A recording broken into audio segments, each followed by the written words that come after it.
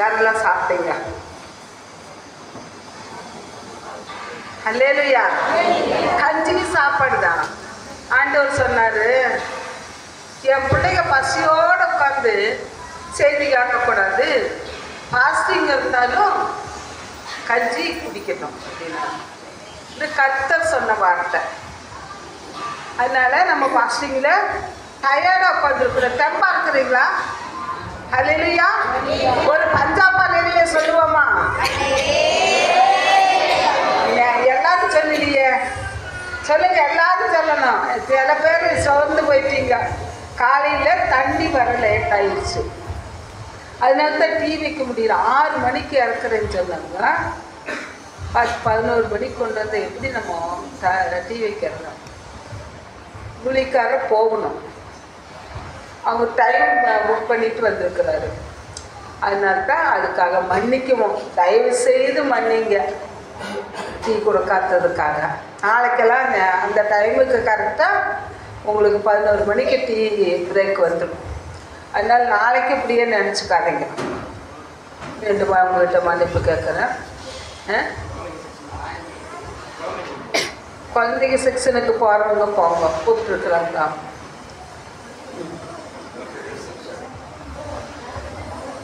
யார் நடத்துகிறா? கூப்பிட்டாங்களா?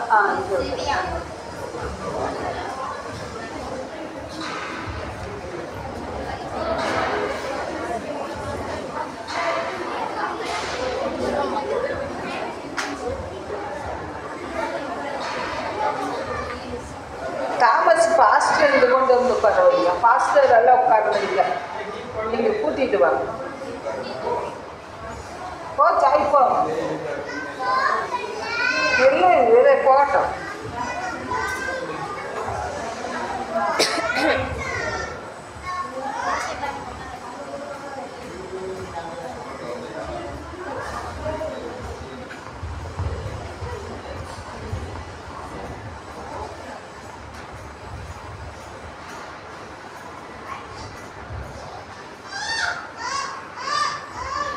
Thank you Jesus. நன்றி தகப்பனே. இந்த நாளில் கூட தேவனுடைய ஈஸ்தலம் ஊழிக்கிற தேவசகாயிட சாகம் പറഞ്ഞവർ ഇവിടെയാണ്. അതുകൊണ്ടാണ് ഞാൻ കാലത്ത് പറയാൻ മറന്നു. അപ്പം എനിക്ക് ഇവിടെ വരുന്നു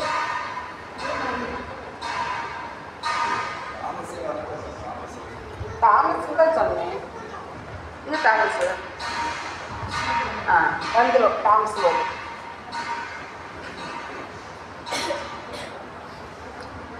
ஹல்லேலூயா. இந்த நாளில் கூட நிறைய பேர் வரல, நாளைக்கு வரேன்ட்டு இருக்கிறாங்க. கர்த்தருக்கு ஸ்தோத்திரம். ஆண்டவர் என்னிடத்தில் ஒரு வார்த்தை சொன்னார். அழிக்கப்பட்டவர்கள் யாரோ அவர்களுக்கு நான் கொண்டு வருவேன், அதை குறித்து நீ கவலைப்படாத. யாரை இங்கே கொண்டு வந்து நிறுத்தணுமோ அவங்கள கட்டாயம் நான் நிறுத்துவேன். அதனால் நீங்கள் அழைக்கப்பட்டவர்களும் தெரிந்து கொள்ளப்பட்டவர்களுமாய் இருக்கிறீர்கள். நம்ம காலம் கடைசியாக இருக்கிறது. காலம் கடைசியாக இருக்கிறபடினால காலத்தை ஆதாயப்படுத்திக் கொள்ளணும். நம்ம இந்த காலத்தை ஆதாயப்படுத்தி கொள்ளணும்னா அது நடக்கியிலும் கிருகியிலும் காட்டணும். கொஞ்சம் பேர் இல்லை நான் பார்த்துட்டுங்க, கூலிக்காரராக இருக்கிறாங்க, நல்ல விசுவாசியாக இருக்கிறாங்க, அந்த செய்தியும் கிருகியும் பார்த்தா ரொம்ப நிலம் மோசமாக இருக்கு. இவங்க என்ன ரட்சிக்கப்பட்டவங்களா அப்படிங்கிற அளவுக்கு தாமசிங்கவாங்க. ரட்சிக்கப்பட்டவங்களா அப்படின்னு சொல்லுகிற அளவுக்கு நிலைமை மோசமாக இருக்கு. நீ காலம் செல்லாது. அதனால கவனமாக கேளுங்க. காலத்தை ஆதாயப்படுத்துகிறவர்கள் ஞானம் உள்ளவர்கள். என்ன தடை வந்தாலும் சரி, நம்ம இதை செஞ்சு தான் ஆகணும். தேவனாகிய கர்த்தர் நம்ம சொல்றது கேட்டுட்டு இருக்கிறாரு. இந்த பரலோக திருவிழாவில் முக்கியமான காரியமே விடுதலையின் ஊழியம்.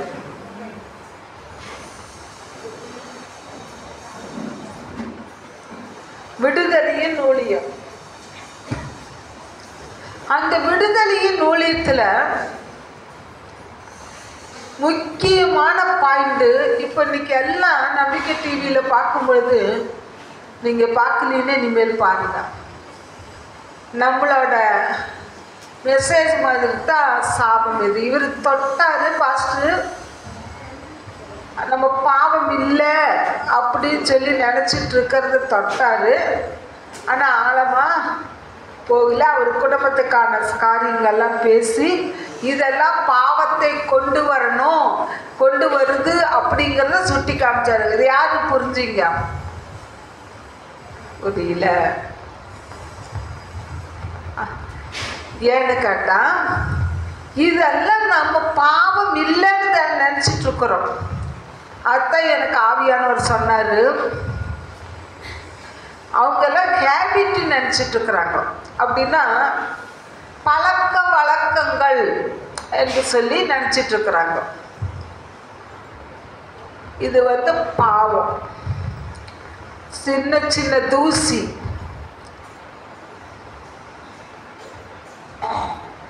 அவருக்கு உப்பு போட்டு காய்ச்சலுங்களா பாஸ்டருக்கு, அவங்க இல்லை மலையாளத்துலேயோ இதில் போட்டு கொடுத்துருவோம். அந்த பாவத்தை சுட்டி காட்டி சொல்லுனார். பாவம் இல்லை, நம்ம ஹேபிட் சொல்லி நினைக்கிறோம். அதுதாங்க ஒரு ஸ்க்ரீனு. அந்த ஸ்க்ரீனில் டஸ்ட் பட்டுட்டே இருந்துச்சுன்னா அந்த ஸ்க்ரீனு நல்லா அழுக்காகி வெயிட் ஆகி அது ஒன்றும் இல்லாமல் போயிடும். டஸ்ட் நம்ம வாஷ் பண்ணாமே வச்சுருந்தா. அதே போல தான் நம்மளுடைய பாவம், சின்ன சின்ன காரியம் இதெல்லாம் நம்மளை என்ன செய்யுதுன்னா, நம்ம பாவம் அதெல்லாம் பாவம் இல்லை. நானும் கூட அப்படித்தான் ஆண்டவர் விளக்க சொல்கிற வரைக்கும் இதெல்லாம் பாவம் பாவம் இல்லை, சின்ன சின்ன காரியங்கள் பாவம் இல்லைன்னு நினச்சோம்.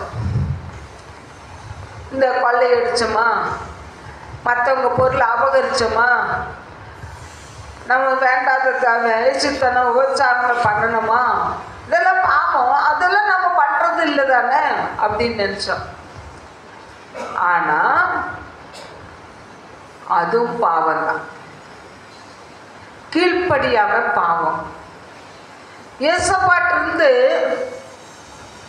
எல்லாமே பெற்றுக்கொள்ளாங்க, ரொம்ப ஈஸி. அதான் நான் சொல்ல, எனக்கு தெரிஞ்ச அளவுக்கு ஏசப்பாட்டை பெற்றுக்கொள்வது ரொம்ப ஈஸி.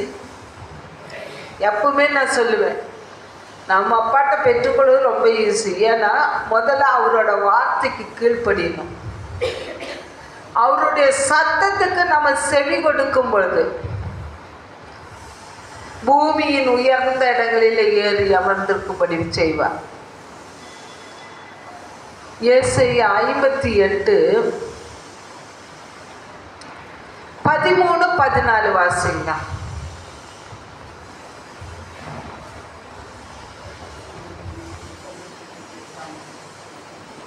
வாசிக்கிறவங்களை எல்லாம் எங்க இருக்கிறீங்க?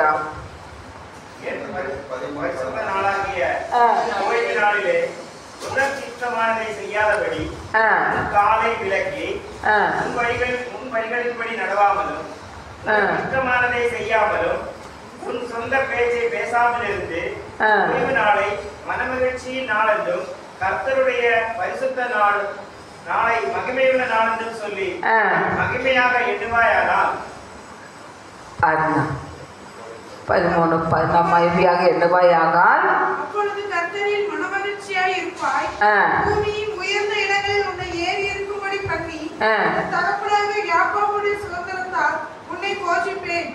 கர்த்தருடைய வாய், இது கர்த்தருடைய வாய் சொல்லிட்டு. அப்போ நம்ம ஆண்டவருடைய தேவனுடைய வார்த்தையை பரிசுத்த நாள் இந்த காரியங்களை அனுசரிக்கணும்.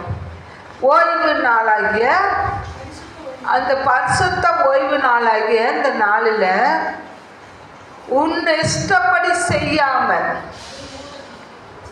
பாருங்க, உன் காலை விலக்கி, உன் காலை விலக்கி. இந்த ஒன் இஷ்டப்படின்னு சொன்னா என்னன்னு கேட்டா, கல்யாணம், காதுகுத்து, நிச்சயதார்த்தம், சீரு, வளகாப்பு இதெல்லாம் எப்போ வைப்பாங்க? அந்த ஓய்வு நாளில் தான் வைப்பாங்க.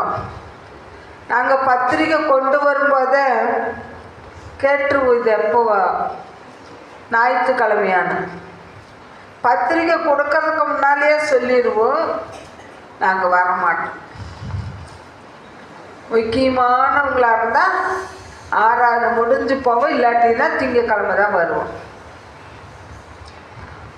இன்னைக்கு அதுக்கு போயிட்டு தேவனுடைய ஆராதனையை விட்டுறாங்க. அப்புறம் எப்படிங்க ஆண்டவர் உயர்த்துவார்? ஒரு வேலையும் இல்லை அப்படின்னு சொன்னால் மட்டும் சர்ச்சுக்கு போகலாம். இல்லை ஒரு காரியம் இருக்குதுன்னா பட்டாடை கட்டிட்டு போயிடுங்க. இதுக்கு ஆண்டவர் ஆசீர்வாதத்தை தரமாட்டாருங்க. அந்த வாரத்திலேயே அடி விழுகும். கோவிச்சுக்காதீங்க. நம்ம உயர்வைத்தான் பார்க்கணும், நம்ம பிள்ளைகளுடைய நல்வாழ்க்கையைத்தான் பார்க்கணும். ஆண்டவருடைய ஓய்வு நாளை நம்ம அனுசரிக்கணும். பரிசுத்த ஓய்வு நாளை எது நடந்தாலும் கர்த்தருடைய சமூகத்தில் ஒப்புவித்து விட்டு அதுக்கு அப்புறம்தான் நம்ம போகணும். அப்போ ஆண்டவர் சந்தோஷப்படுவார், ஆசீர்வாதத்தை கொடுப்பார். தேவனுடைய பிள்ளைகள் கவனமாய் கேளுங்க. உன் இஷ்டப்படி செய்யாமல் உன் காலை விலக்கி உன் வழிகளின்படி நடவாமலும் உனக்கு இஷ்டமானதை செய்யாமலும் உன் சொந்த பேச்சை பேசாமலும் இருந்து ஓய்வு நாளை மனமகிழ்ச்சி நாள் என்றும் கர்த்தருடைய பரிசுத்த நாளை மகிமையுள்ள நாள் என்று சொல்லி அதை மகிமையாய் எண்ணுவாயாகில் பாருங்க, அப்பொழுது கர்த்தரில் மனமகிழ்ச்சியாய் இருப்பார். நீ ஆண்டவருடைய சத்தத்துக்கு செவி கொடுத்து மகிழ்ச்சியாய் இருக்கும் பொழுது எப்படி இருப்பான்? கர்த்தரில் நீ மனமகிழ்ச்சியாய் இருப்பாய். பூமியின் உயர்ந்த இடங்களிலே உன்னை ஏறி இருக்கும்படி பண்ணி உன் தகப்பனாகிய யாக்கோப்பினுடைய சுதந்திரத்தால் உன்னை போஷிப்பேன் என்று கர்த்தருடைய வாய் சொல்லி பாருங்க. உன்னை பூமியில உயர்ந்த இடங்களில் வைக்கணும்னு உனக்கு ஆசை இருக்கா? நமக்கு ஆசை இருக்கா? கர்த்தருடைய பரிசுத்த நாளாகிய ஓய்வு நாளை அப்படின்னு சொன்னா நம்ம ஞாயிற்றுக்கிழமையை ஆலயத்துக்கு கட்டாயம் போகணும். அது எப்போ போகணும்?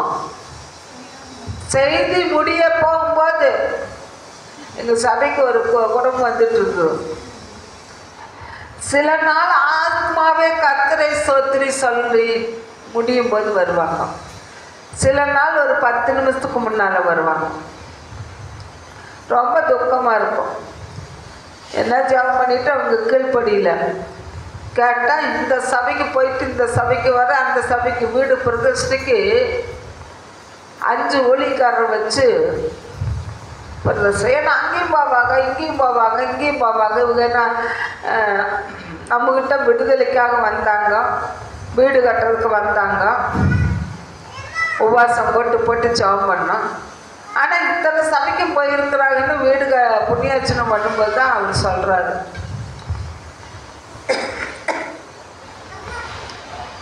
அப்படியா போகக்கூடாது.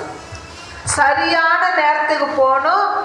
சரியான நேரத்துக்கு ஆராதனைக்கு வந்து அவரை தொழுது கொண்டு போகும் பொழுதும் அப்பதான் ஆசீர்வாதம். ரெண்டாவது இனி ஒரு வசனம் வாசிப்போம்.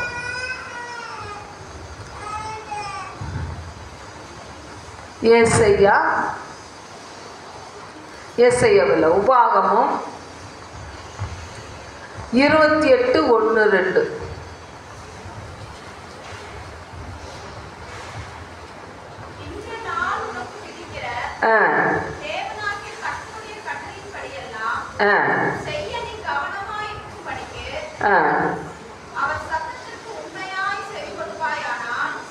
இருமா. இன்று நான் உனக்கு விதிக்கிற உன் தேவனாகிய கர்த்தருடைய சத்தத்துக்கு உண்மையாய் செவி கொடுப்பாயானால், தேவனாகிய கர்த்தர் பூமியில் உள்ள சகல ஜாதிகளிலும் உன்னை மேன்மையாக வைப்பார். ஆண்டவர் சத்தத்துக்கு செவி கொடுக்கணுங்க. அந்த இடத்துல நின்றுனா நிக்கணும். அவர் சத்தம், அவர் பேசுகிறவர். என்கிட்ட மட்டும் இல்லைங்க. இங்க நின்று பாரு நிற்பேன், அங்க பாருங்க பாரு, ரைட் சைடு பாருங்க பாரு பார்ப்பேன். அங்க ஏதோ ஒரு காரியம் இருக்கும். அப்படி கீழ்ப்படியணும். நிக்க சொல்ற நம்மளை நடுத்தோரத்துல நிக்க சொல்ல மாட்டாரு. எதுக்கு நிக்க சொல்றாரு நிதானிச்சு நம்ம நிக்கணும். அடுத்த வசனம் வரிசைங்க.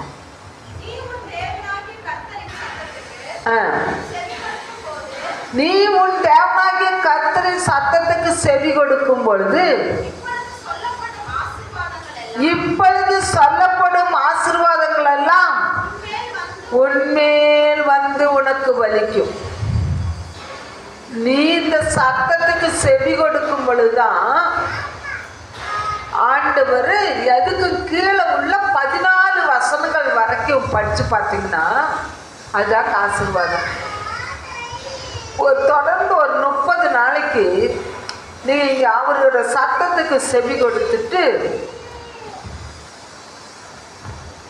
ஆண்டவருடைய கட்டளைக்கு கீழ்ப்படிஞ்சு நீங்க அவர் சத்தத்துக்கு செவி கொடுத்துட்டு இந்த வாக்கு தட்டை உபாகமம் 28:1 14 வசனங்கள் வரைக்கும் படிச்சு இதை சொந்தமாக்கி கொடுக்கப்பான்னு கேளுங்க.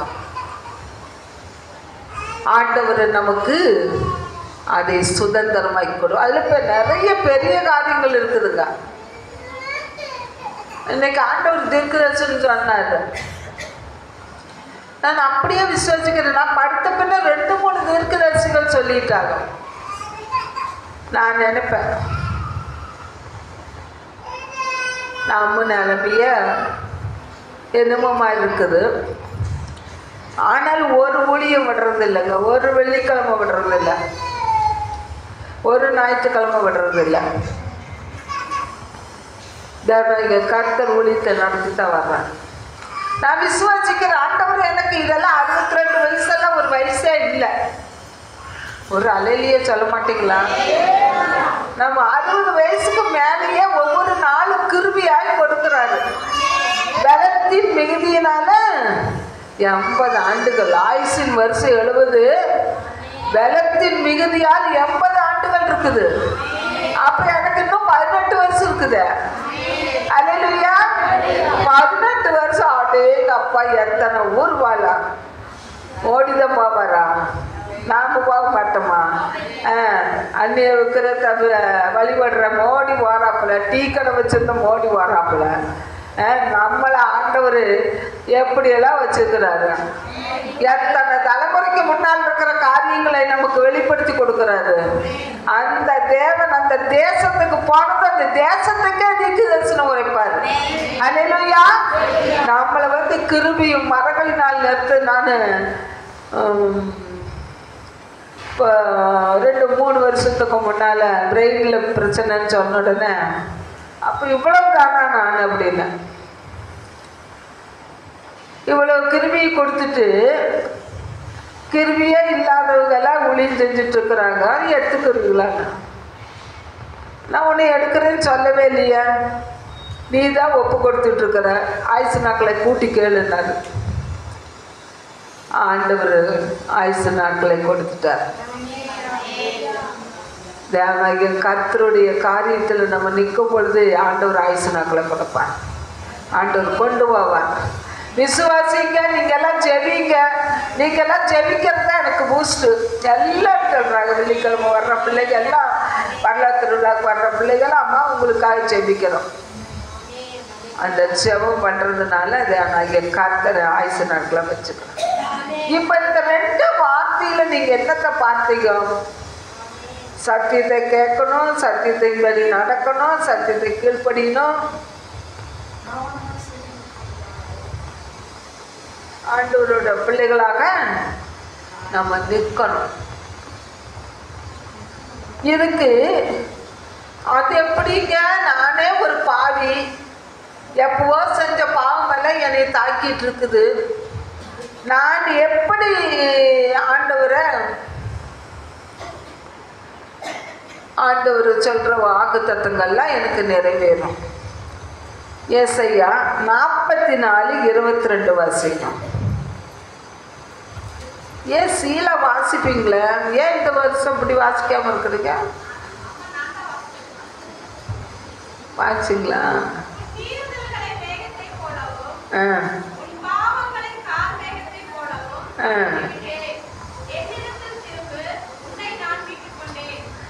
உன் மீறுதலை மேகத்தை போலவும் உன் பாவங்களை கார் மேகத்தை போலும் அகற்றிவிட்டேன், நீ என்னிடத்தில் திரும்பு.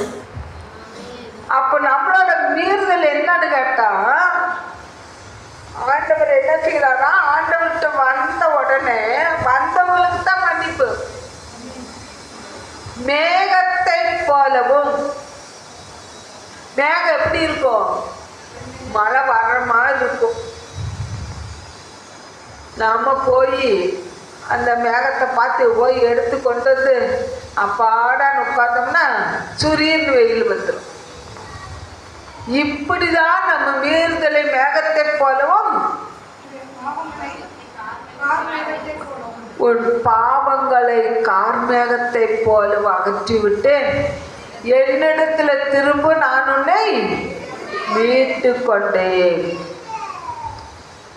பாருங்க, நம்மளோட பாவம் மட்டுமல்ல, நம்முடைய தாய் தகப்பன் நம்முடைய முன்னோர்களுடைய பாவத்தையும் தேவன் மன்னிக்கிறார். நெகேமியாவின் புஸ்தகம் 1ஆம் அதிகாரம்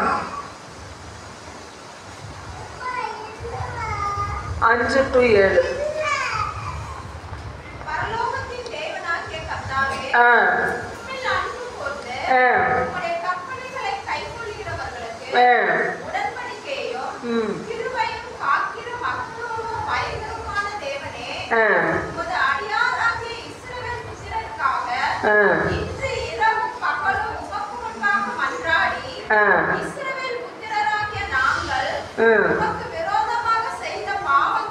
நாங்கள் உமக்கு விரோதமாய் செய்த பாவங்களை அறிக்கையிடுகிற அடியேனுடைய ஜெபத்தை கேட்கிறதுக்கு உம்முடைய செவி கவனித்தும் உம்முடைய கண்கள் திறந்தும் இருப்பதாக. பாருங்க, அடுத்தது ஒரு வசனம் வாசிங்க. அதுலயே 8.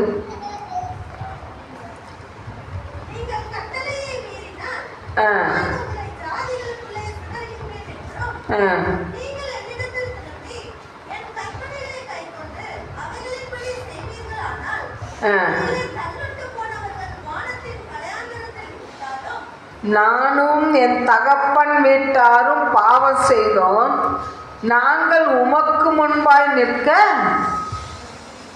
தகுதி இல்லை. பாருங்க, இந்த வசனம் சொல்லுகிறது, நானும் என் தகப்பன் வீட்டாரும் பாவம் செய்தோம், நாங்கள் உமக்கு முன்பாய் நிற்க தகுதி இல்லை. அப்போ ஆண்டவருடைய வார்த்தையை கீழ்ப்படியாமல் போனோம். அதுக்காக மன்னிங்க. நம்ம பாவத்தை மட்டுமல்ல, மற்ற நாளும் நம்ம என்ன செஞ்சோம்னா நம்ம பாவத்தை தான் பார்த்துட்டு இருந்தோம். நம்ம இந்த பரலோக திருவிழாவில் மட்டுமல்ல, நம்ம வெள்ளிக்கிழமை பிரேயர்லையும் சொல்றது என்னன்னா, நம்ம 7 தலைமுறை பாவங்களை உடைப்பதற்கு நம்ம தகப்பனுடைய தகப்பன் தகப்பனுடைய தகப்பனுடைய தகப்பன் சொல்லி 7 தலைமுறை பாவம், 560 ஆண்டுகள். ஒரு 80 வயசு ஒரு தலைமுறைக்கு போட்டோம்னாலும் 560 ஆண்டுகள் நம்ம பாவங்களை மன்னிக்கிறோம். 7 தலைமுறைக்கு முன்னால உங்க முன்னோர்கள் என்ன செய்து கொண்டிருந்தார்கள், எப்படிப்பட்ட ஆண்டவர் அதை போட்டாவில் போட்ட மாதிரி காட்டுவார். விக்கிரக கோயில், விக்கிரகத்துக்கு பூஜை பண்ணிட்டு இருப்பாங்க, விக்கிரகத்துக்கு வச்சு சாமி சொல்லிட்டு இருப்பாங்க. அவங்க அப்படித்தான் சொல்லுவாங்க, சாமி சொல்லிட்டு.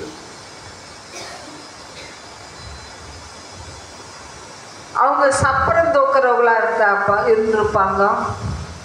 எல்லாவற்றையும் ஆண்டவர் சுட்டி காட்டுவார். பில்லி சூனிய மந்திரம் பண்ணுகிற குடும்பத்தில் 5வது தலைமுறையில குழந்தை இல்லாம போகும். எனக்கு குழந்தை இருக்குது, எங்க அண்ணனுக்கு குழந்தை இல்லை, இல்லை எனக்கு குழந்தை இருக்குது, என் தங்கச்சிக்கு குழந்தை இல்லை. ஒருத்தருக்கு சாபம் இல்லாமே ஒருத்தருக்கு சாபம் இருந்தாலும் ஒரு மாற்றம் கிடைக்கும். குடும்பமாய் வந்து கட்டடைச்சா அதன் ஆசீர்வாதத்தை அவர்கள் சுதந்திரிச்சு கொள்வாங்க. ஹல்லேலூயா. கர்த்தருடைய கரத்துல நம்ம என்ன செய்யறோம்னா அதை உணர்ந்து ஒப்பு கொடுக்கணுங்க. நான் செய்த பாவமும் நான் ரட்சிக்கவே படல. கேஜி ஆஸ்பத்திரி, இந்த கோயம்புத்தூர்ல கேஜி ஆஸ்பத்திரியில் சொல்லிட்டாங்க. நாங்கள் ரோமன் கத்தோலிக்கில் இருந்தோம். எல்லா பக்கமும் போய் பார்த்தாச்சு. கடைசியில் பெட் பேஷண்ட்னு சொல்லிட்டாங்க. அப்போ எனக்கு 26 வயசு தான் ஆயிருக்குது. 26 வயசுலேருந்து பெட் பேஷண்ட் சொன்னால் எப்படி? குழந்த பொண்ணுக்கு 4 வயசு ஆச்சு, பொண்ணுக்கு 5 வயசு, பையனுக்கு 3.5 வயசு. இதுக்கு மேலே நம்ம வந்து இருக்கிறது கஷ்டம். அதனால நம்ம நீ சாவுதான் முடிவு. நாங்களுக்கு ஒருத்தருக்கும் பிரயோஜனம் இல்லை, நம்ம வாழ்ந்து பிரயோஜனம் இல்லை. இப்போ இருந்து இவ்வளவு ஆஸ்பத்திரி காமிச்சு நல்லாகாம இவங்களை எல்லாம் தொல்லை பண்ணிட்டு வேதனைப்படுவோம். கணவரும் பிள்ளைகளும் தான். அவங்களாவது நல்லா இருந்துட்டு போட்டோன்னு தற்கொலை உணர முடிவு. நாளைக்கு ஞாயிற்றுக்கிழமை முடிச்சு, சனிக்கிழமை டிஸ்சார்ஜ் ஆகுது, ஞாயிற்றுக்கிழமை முடிச்சு திங்கட்கிழமை அன்னைக்கு பிள்ளைகளை 2 பேரும் ஸ்கூலுக்கு போகும்போது ஐயா பேக் கொண்டு போயிடுவார். அந்த ஹவுஸ் ஓனர் இந்த குழந்தைகளையும் கூட்டி கொண்டே விடுவார். அவங்க பிள்ளை விடுவார். போனதுக்கப்புறம் எல்லா மாத்திரையும் 30 நாளைக்குள்ளே, சாவுக்கே ஒரு வழியும் இல்லை. அங்கே 30 நாளைக்கு தூக்க மாத்திரை கொடுத்துருந்தாங்க. எல்லாம் ஒட்டா சாப்பிட்றலாம். டிசம்பர் 17, 18ஆம் தேதி ஞாயிற்றுக்கிழமை. அடுத்த வாரம் ஞாயிற்றுக்கிழமை கிறிஸ்மஸ். எல்லாம் எடுத்து செத்துருவோம் அப்படின்னு சொல்லி முடிவு பண்ணிட்டேன். கேஜி ஆஸ்பத்திரியில் சொல்லிட்டாங்க, வெள்ளிக்கிழமை சொல்லிட்டாங்க, நாளைக்கு டிஸ்சார்ஜ் பண்ணிடுவீங்க. சரின்னு சொல்லி ஐயா அவரோட வேலை செய்கிற பக்கம் அந்த பையனை, அவங்க பையனை கூட்டிகிட்டு வந்து திடீர்னு காய்ச்சல்னு அட்மிட் பண்ணிட்டாங்க. ஐயா அவங்க அந்த விரதம் இருந்துட்டு, ராஜாண்ணா வாங்க, எனக்கு பயமாக இருக்குது, சிஸ்டர் இருந்துக்குவாங்க தானே, தனி ரூமு தானே, எனக்கு பயமாக இருக்குது, வாங்க ஐசியில் பையனை வச்சுருக்குறேன் அப்படின்னு சொல்லி கூப்பிட்டேன். எனக்கு நல்லா ஃப்ரீ ஆயிடுச்சு. ரூமை தாள் போட்டேன். போட்டுட்டு தேவ சமூகத்தில் நான் செய்த பாவமோ, என்னுடைய பெற்றோர் செய்த பாவமோ,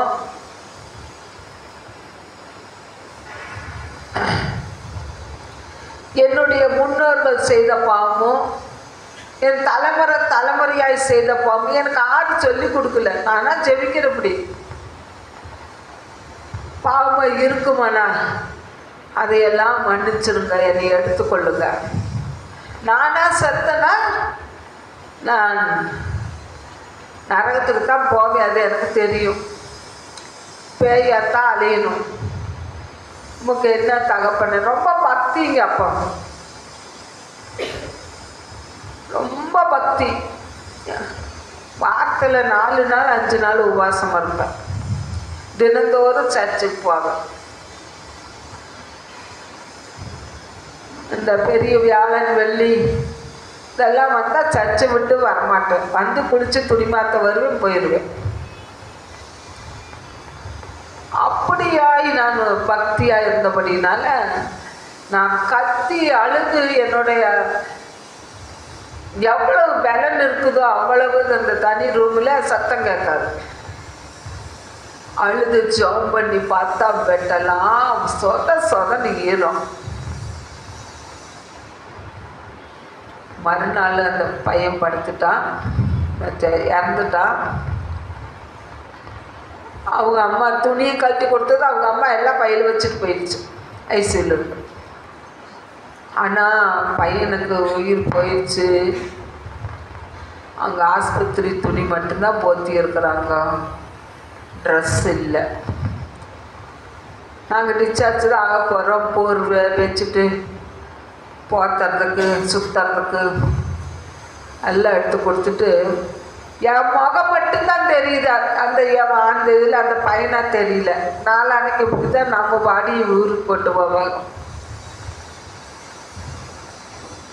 அப்படின்னு சொல்லி நினைக்கிறேன். அந்த அளவுக்கு என்னுடைய மைண்டு போயிடுச்சு. என்னை பார்க்க வந்தவங்க தான் ஒரு திருச்சபையை சொன்னாங்க. நான் என்னை ஞாயிற்றுக்கிழமை ஐயா கூட்டிகிட்டு போக முடியாது, வாடகை விடுது. அப்போ ஒயிட் வாஷ் பண்ணோம். அடுத்து வர கிறிஸ்மஸ் வாடகை வீட்டில் கேட்பாங்க. சர்ச்சுக்கு கூட்டிகிட்டு போக முடியல. இதை கட்டாயப்படுத்துகிற ஆண்டவர்கிட்ட சண்டை போகணுமே அப்படின்னு சொல்லி எனக்கு ஒரு இது, எனக்கு கதவு பூச முடிந்தாலும் பரவாயில்ல, நான் போய் சர்ச்சுக்குள்ள உட்கார்ந்தாவது அந்தோனியர் கையில் ஜெபம் பண்ணிட்டேன். இல்லைம்மா அடுத்து வர போகலாம் அப்படிங்கிறாரு. நான் அடம் பிடிச்சி அப்போ தான் என்னை பார்க்கறதுக்கு ஒரு ஆவிக்குரிய பிள்ளை வந்திருக்கு சொல்லிச்சு. ஆனால் எங்கள் சர்ச்சில் 7 மணிக்கு தான் கூட்டிகிட்டு வாங்க. அப்படி அடம் பிடிக்கிறாங்க தானே. மனசு இல்லாமல் போனேன். என்னை சைக்கிள் உட்கார வச்சு நடக்கவெல்லாம் முடியாது. 1/2 கிலோமீட்டர் தான்.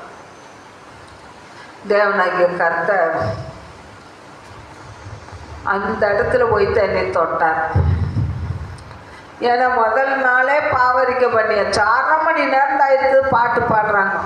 அந்த பாட்டு பாடுற நேரத்திலேயே ஒரு ஐஸு மாதிரி மேலே இறங்குச்சு.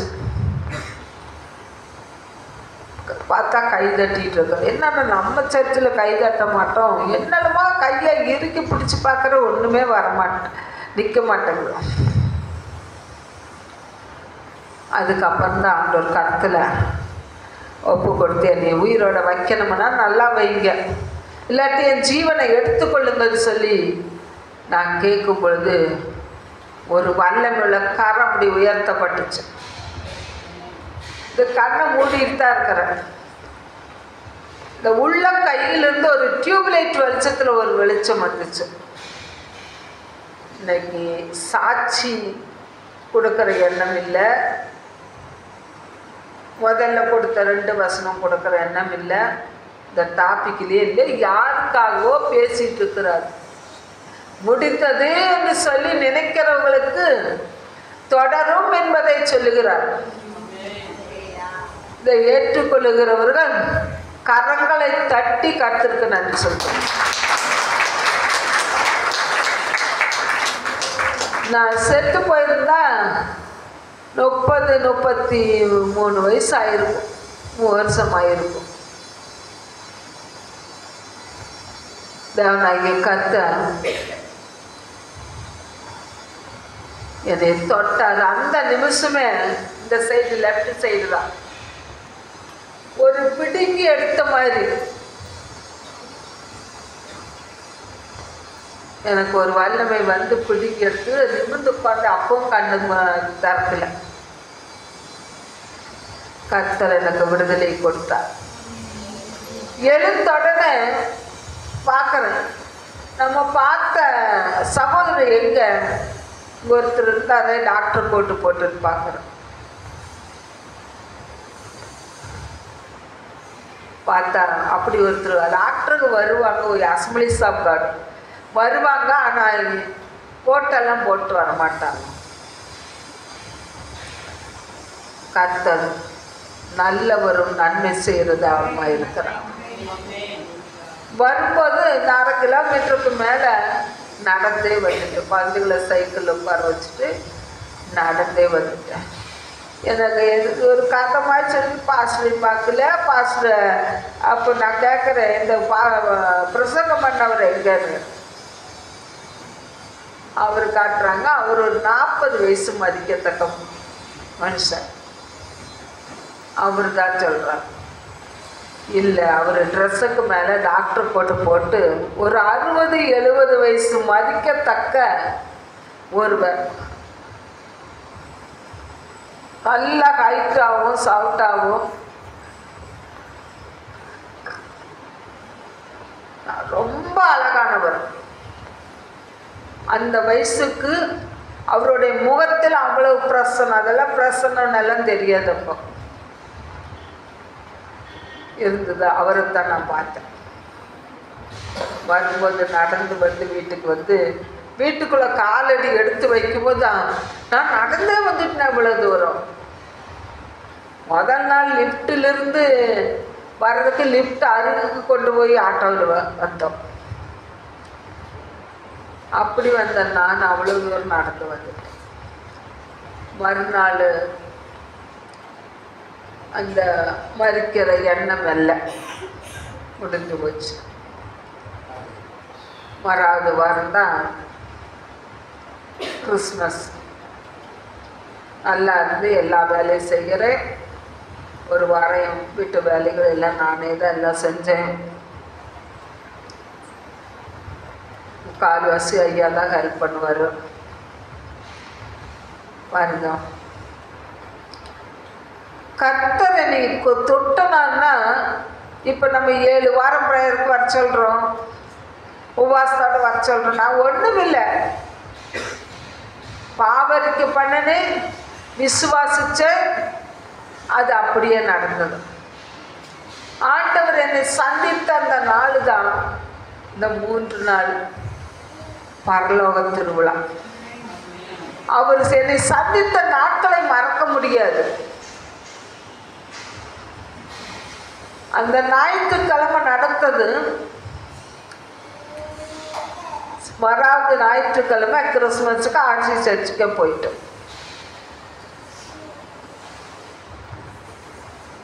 அங்கே போயிட்டு வந்து எனக்கு அங்கே இவ்வளவு வருஷம் போகிறோம், 26-27 வருஷம் போயிட்டோம்.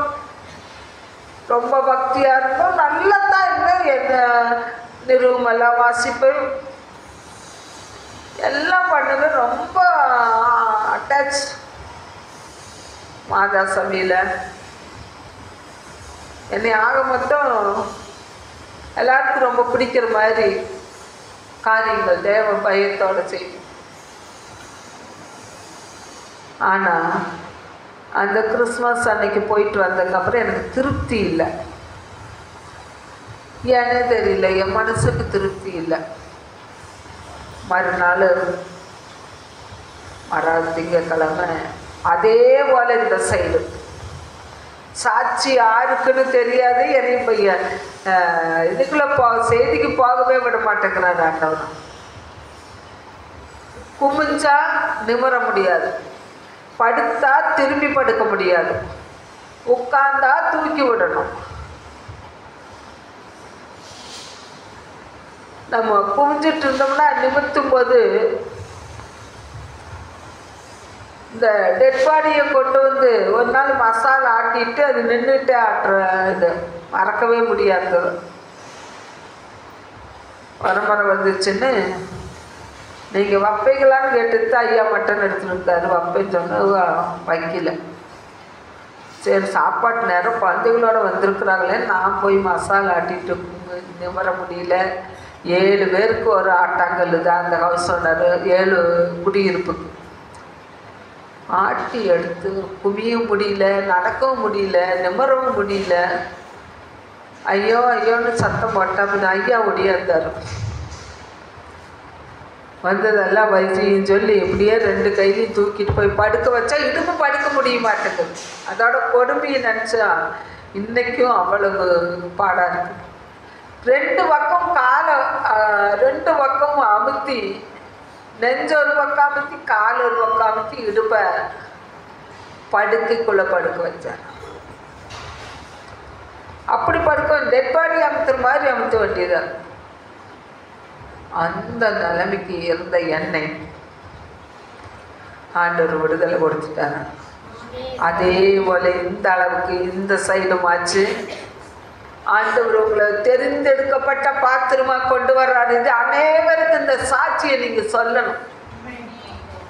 சொல்லி அவங்க போன் நம்பரை கொடுங்க, அந்த அம்மா கூப்பிட்டு கேளுங்க. இந்த சைடு வந்துச்சு. மறுநாள் ஆண்டவர் அந்த செய்தி கொடுத்த ஊழியக்காரரு அட்ரஸ் இப்படித்தான் ஒவ்வொருத்தரையும் ஆண்டவர் தேர்ந்தெடுப்பார். என்னென்ன அட்ரஸ் கொடுத்து சடையபத்தேவர் வீதி 145 ராமநாதபுரம். பேர் மட்டும் இல்லை,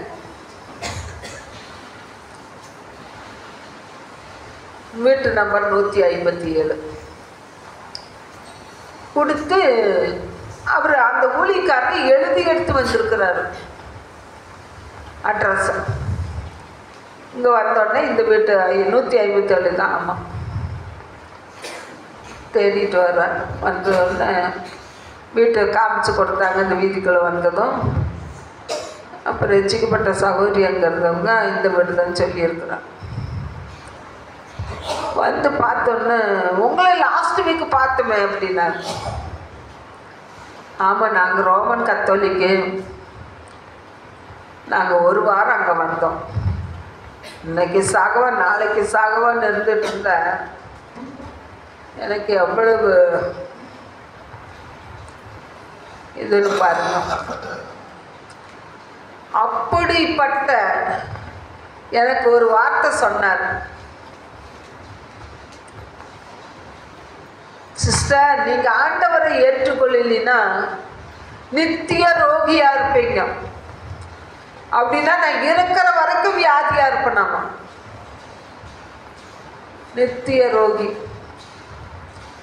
நீங்க ஆண்டவரை ஏற்றுக்கொள்ளுங்க. கேரளாவில் 3 நாள் பாஸ்டிங் ப்ரேயர் போட்டிருக்கிறோம். நம்ம எல்லா திருச்செவியும் புதுசாக ஆர்சியிலிருந்து ரசிக்கப்பட்டவங்க தான் அவங்க. அந்த பாஸ்டரும்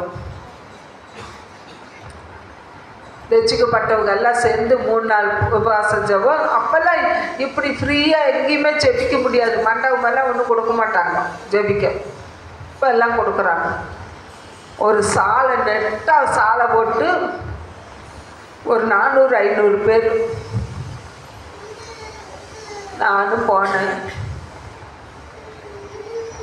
இது 10 பாயிண்ட்டுக்கு சமம் பாவரிக்கைக்கு இந்த சாட்சி.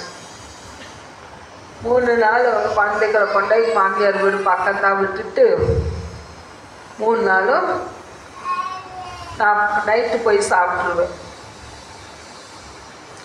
கரண்ட் சாக்கெல்லாம் கொடுத்ததுக்கு நல்லா எனர்ஜி கிவிங் ஃபுட்டு, நல்ல சத்தான ஆகாரத்தை சாப்பிட வேண்டும்னு சொல்லியிருந்தாங்க. ஆனால் நான் பாஸ்டிங்கோடு தான் போனேன். 3வது நாள் முடியுதுங்க. சத்தியத்தை நல்லா கேட்டேன். அவர் மலையாளத்தில் தான் பிரசங்கம் பண்ணார். சத்தியத்தை நல்லா கேட்டேன். சத்தியம் நல்லா இருந்துச்சு. எவ்வளோ ஆண்டவருடைய வார்த்தைகள். அவர் தமிழும் மலையாளமும் கலந்து பேசுவார். முடிஞ்ச உடனே அவர் 3 நாளாக கேட்டிருக்கிறார். நான் படுக்கையில் தான் இருக்கிறேன். ஐயாவோட தங்கச்சியெல்லாம் அந்த சர்ச்சுக்கு தான் போகிறாங்க.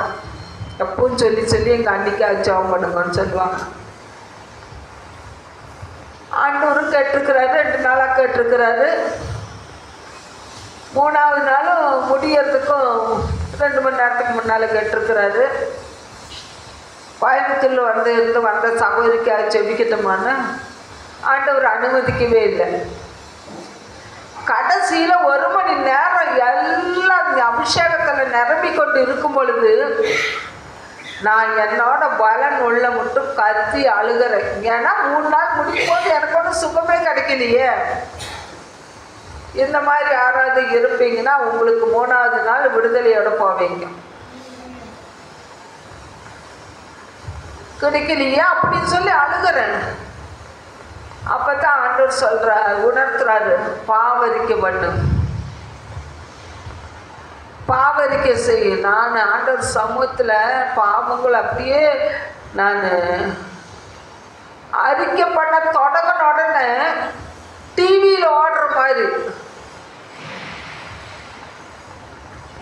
எனக்கு ரொம்ப துணிகரமாக பேசுவேன். எனக்கு வேண்டாத ஒரு காரியம் செஞ்சாங்கன்னா, செய்தோன்னு சொன்னாங்கன்னா விட மாட்டேன்.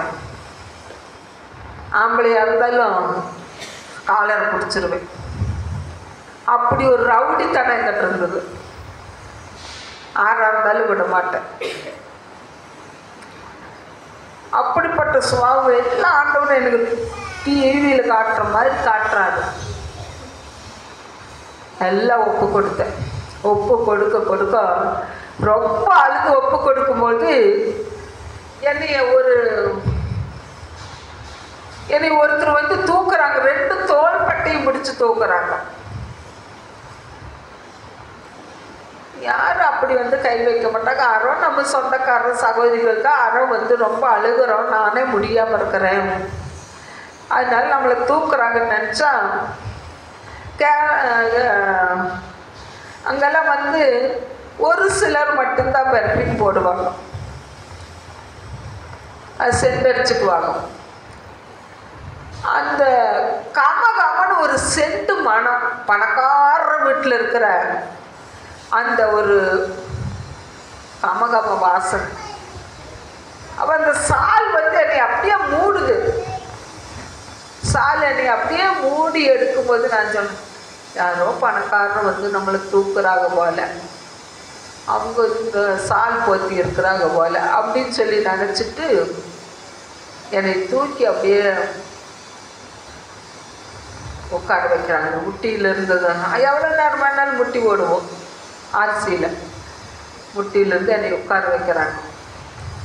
திரும்பி பார்க்குறேன், யார் என்னை தூக்குனாங்க, யார் என்னை தூக்குனாங்க. திரும்பி பார்க்குறேன், பாஸ்டர் அவ்வளோ தூரத்துக்கு இருக்கிறேன். ஒரு 250 மீட்டர் நான் கடைசியில் உட்காந்துருக்குறேன். அவங்கெல்லாம் ஆவிக்குரியவங்க, நம்ம ஆர்சியிலேருந்து வந்திருக்கிறோம் அப்படின்னு சொல்லி பார்த்தீங்கன்னா பாஸ்டர் சொல்கிறாரு,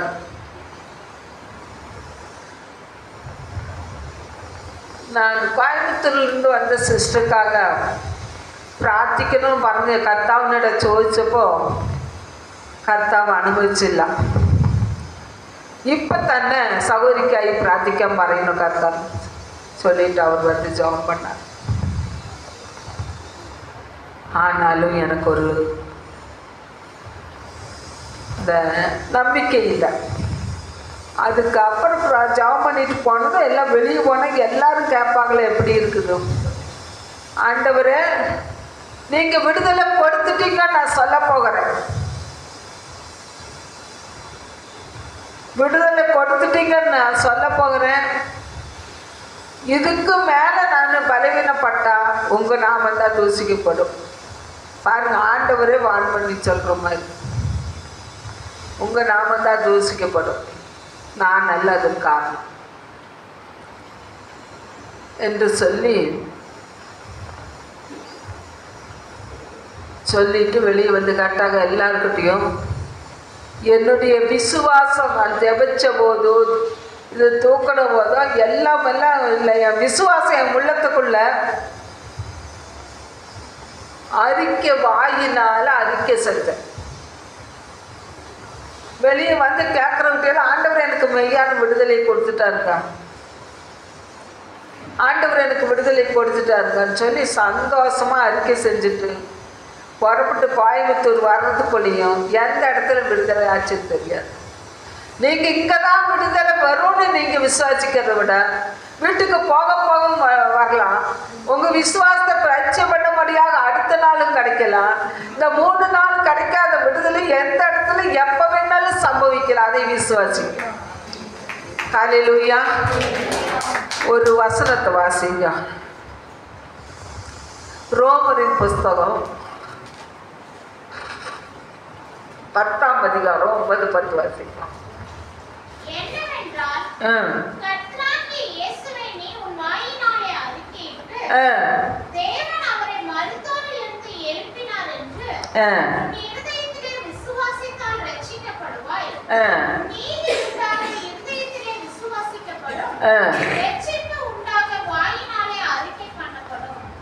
பாருங்க, கர்த்தராகிய இயேசுவை நீ வாயினால் அறிக்கையிட்டு தேவன் அவரை நமக்காகத்தாங்க மரித்தோரிலிருந்து உயிர்த்தெழ செய்தாருங்கிறதை நாம் நம்பணும், விசுவாசிக்கணும். அதை விசுவாசா மட்டும் பத்தாது, வாயினால அறிக்கை பண்ணணும். அதைத்தான் நான் செஞ்சேன். விசுவாசம் எப்போ உள்ளத்தில் வந்து நான் வெளியே போக கூட வந்திருக்கலாம், சொல்லும் போது வந்திருக்கலாம், மக்கள்கிட்ட சொல்லும் போது வந்திருக்கலாம்.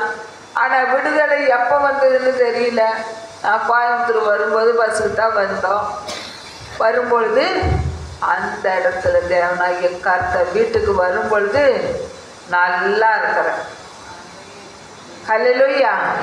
ஒரு நாள் மாத்திரம் சாப்பிடலினாலும் என்னோட வேலையை நான் செய்ய முடியாதுன்னு சொன்ன இடத்துல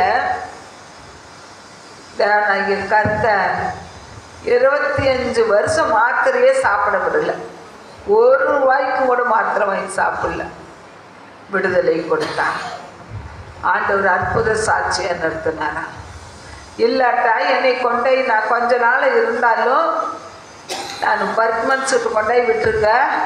அந்த ஐயாவோடைய தோட்டத்தில் நான் எவ்வளோ நாள் இருக்கிறேன்னா அவருக்கு ஆண்டவருக்கு பிரியமாய் வாழ்ந்து நான் மறிச்ச பின்ன எடுத்துகிட்டு வாங்கன்னு சொல்லிட்டேன். அதுக்கும் ஒத்துக்கிட்டாங்க. ஆனால் கடைசியாக அந்த ஒரு ஆஸ்பத்திரி மட்டும் பார்க்கலாம் என்று சொல்லி கொண்டு வந்து பார்த்துங்க, சரியாகலை கேஜியில்.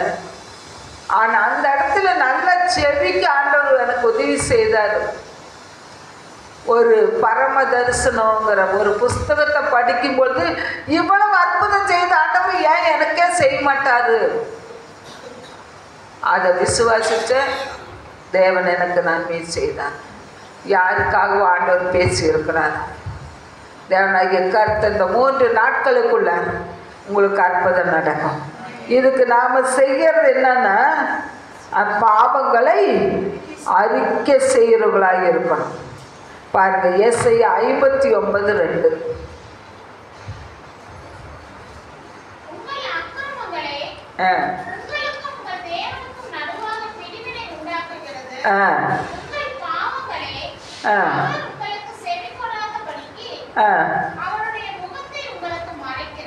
ஆமென். உங்கள் அக்கிரமங்களே உங்களுக்கும் உங்கள் தேவனுக்கு நடுவாக பிரிவினை உண்டாக்குகிறது. இப்ப நம்ம செய்யற அக்கிரமம் நமக்குள்ள மட்டும் பிரிவினை உண்டாக்குறது இல்லைங்க, நம்ம பிள்ளைகளோட வாழ்க்கையும் தாக்கி கொண்டிருக்கிறது. ஆமாவா இல்லையா? உடனடியா என்னமோ சொல்லுவாங்கள,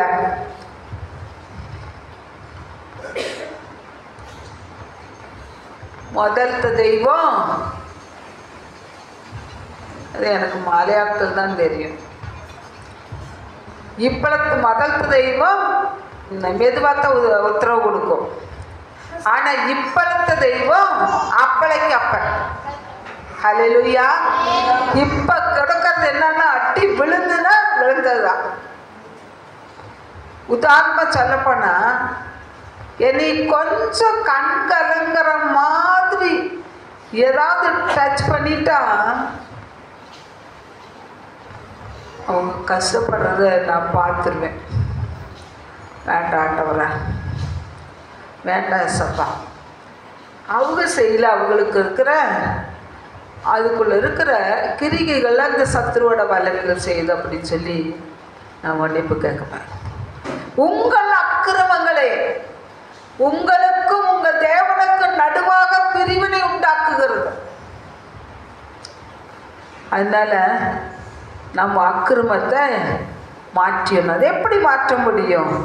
ஓசியாவின் புஸ்தகம் 5ஆம் அதிகாரம் 15வது வசனம்.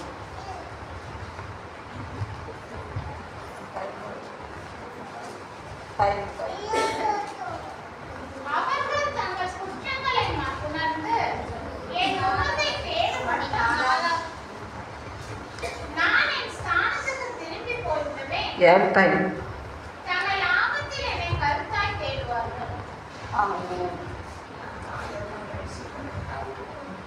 எனக்கு கொடுத்த டைம் எவ்வளவுன்னு சொல்லுங்க. அந்த பேப்பரை முடிச்சது. ஹல்லேலூயா. உங்களுடைய இல்ல சொல்லு, இன்னொருக்க வாசி. அவர்கள் தங்கள் குற்றங்களை உணர்ந்து என் முகத்தை தேடும்போது நான் என் ஸ்தானத்துக்கு திரும்பி போய் விடுவேன். அவங்க ஆண்டவர் கூப்பிடும்போது அவங்க கவனிக்கிறது இல்லை. அதுக்கப்புறம் ஐயா அம்மான்னு ஆண்டவர் கூப்பிட்டு ஆண்டவர் எப்படி பதில் கொடுப்பாரு? ஹல்லேலூயா. நீங்கள் கருத்தாய்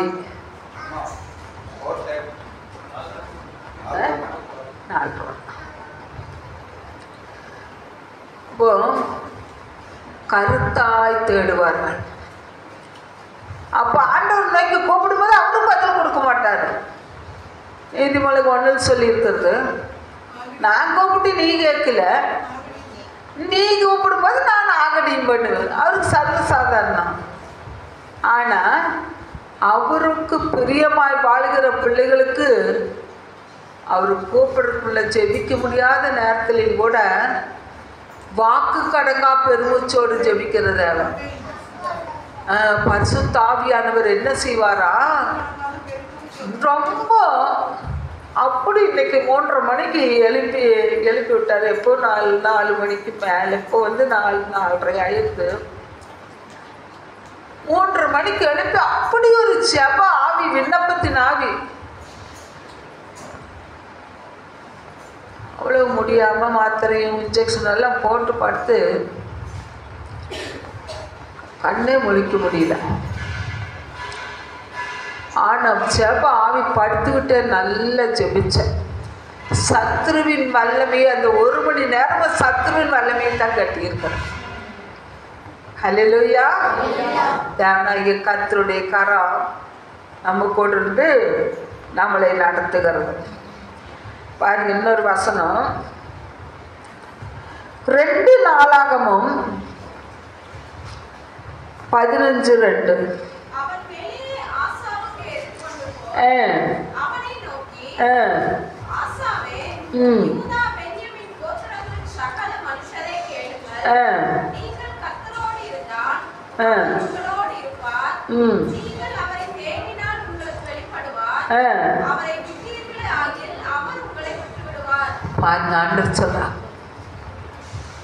ஆண்டவருடைய வார்த்தை, நீங்கள் அவரை தேடினால் அவர் உங்களுக்கு தென்படுவார். நீங்கள் அவரை கூப்பிடும் பொழுது அவர் உங்களுக்கு பதில் கொடுப்பார். நீங்கள் அவரை விட்டீர்களாயில் அவரும் உங்களை விட்டு விடுவார். ஏசப்பாவுடைய பிள்ளைகளை அவர் ஒரு காலம் விட மாட்டார். நம்ம விட்டுட்டோம்னா அவர் நஷ்டம்? நாம விட்டோம்னா நமக்கு தாங்க நஷ்டம். நம்ம தேவனுக்காக நம்ம செய்கிற ஒவ்வொரு காரியமும் அவருக்கு நம்ம சின்னதாங்க செய்கிறோம். நம்ம ஆண்டவருக்காக செய்கிறது சின்ன காரியம். ஆனால் ஆண்டவர் எப்படி நினைப்பார் தெரியுமா? அதை பெரிய காரியமாக நினச்சி ஆண்டவர் அதன் பலனை கட்டளையிடுவார். என் பிள்ளைங்க எவ்வளவு எந்த நிலைமையிலோ பாரு எனக்கு செய்கிறாங்களே, எப்படிப்பட்ட சூழ்நிலையிலோ அவங்க தேவனிடத்துக்கு கொடுக்குறாங்களே என்று சொல்லி நமக்கு ஒரு நன்மை. ஆஸ்பத்திரியோட 1 லட்சம் 2 லட்சம் ஆகும். ஆண்டவருக்கு ஒரு சின்ன பொருத்தனை பண்ணி உண்மை உத்தமாக நம்ம என்ன பாவம் உணர்த்தப்படுதோ அதை விட்டு நம்ம ஜெபிக்கும் போது ஆஸ்பத்திரிக்கு போகாமையே தேவன் அற்புதத்தை செய்யும். கர்த்தருடைய நாமம் மகிமைப்படட்டும். இன்னொரு வசனம் 4:8 வாசிங்க. யாக்கோபு 4:8.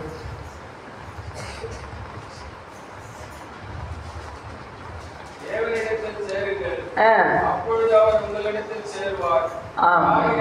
உங்கள் கைகளை சுத்திகரியுங்கள். விடுபடுகிறவர்களே உங்கள் இருதயங்களை பரிசுத்தமாக்குங்கள். பாவிகளே உங்கள் கைகளை சுத்திகரியுங்கள். ஆண்டவர் அர்த்தம் சொல்றாரு. தேவனிடத்தில் சேருங்கள், அவர் உங்களிடத்திலே சேருவார்.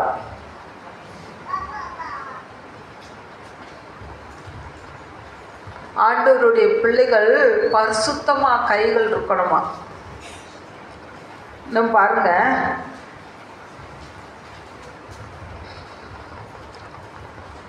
சங்கீதம் 24:3-4.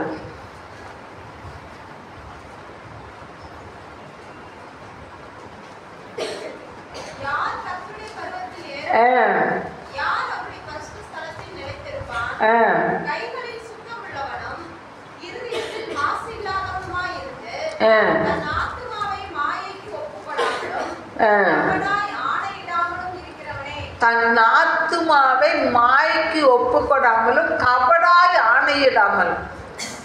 நம்ம கிறிஸ்தவர்கள் யாரும் சத்தியம் பண்ணுறதில்லை, ஆணையிடுறதில்லை. அப்படிப்பட்டவங்களும் இருக்கலான்னு நினைக்கிறேன். ஆனால் ரட்சிக்கப்பட்டவங்க அப்படி இருக்க மாட்டாங்க. அவங்க தான் பரிசுத்த பருவத்தில் இருவார், கைகளில் சுத்தம் உள்ளவர்கள். இன்னைக்கு தேவனாகிய கர்த்தருடைய வார்த்தை சொல்லுகிறது, நம்ம இருதயம் சுத்தம் வேணுங்க. உள்ளன்னு வச்சு புறமனு பேசக்கூடாது. அப்படிப்பட்ட சுபாவம், மற்றவங்களை பற்றி குறை சொல்றது, குற்றம் சொல்றது, முன்ன விட்டு பின்னால் பேசுறது, நம்மளால உதவி செய்ய முடியல விட்டுருங்க. நம்மளால அவங்களுக்காக ஜெபிக்க முடியல மனமும் வந்து விட்டுருங்க. தேசத்துக்காய் ஜெபிங்க, அழிந்து போகிற மக்களுக்காய் ஜெபிங்க. ஆனால் மற்றவங்களை சபிச்சு, மற்றவங்களை குற்றப்படுத்தி, மற்றவங்களுக்கு வஞ்சகமாக பேசி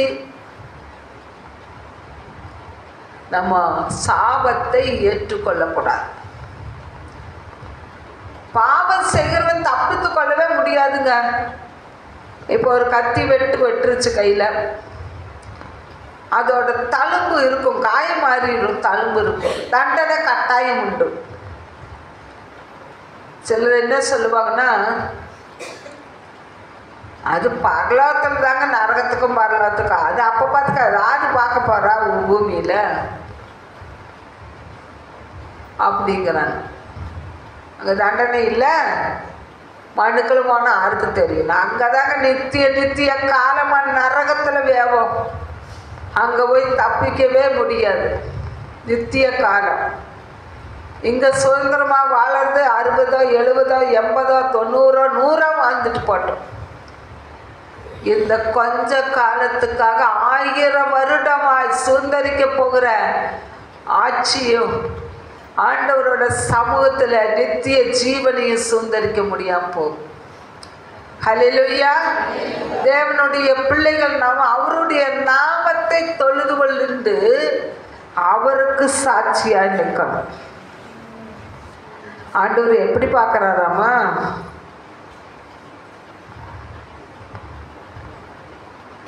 சங்கீதம் 14:2.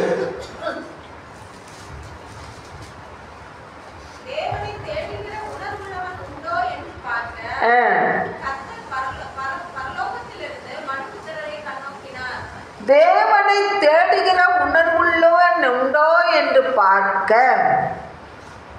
பாருங்க, கர்த்தர் என்ன செய்யறாராமா?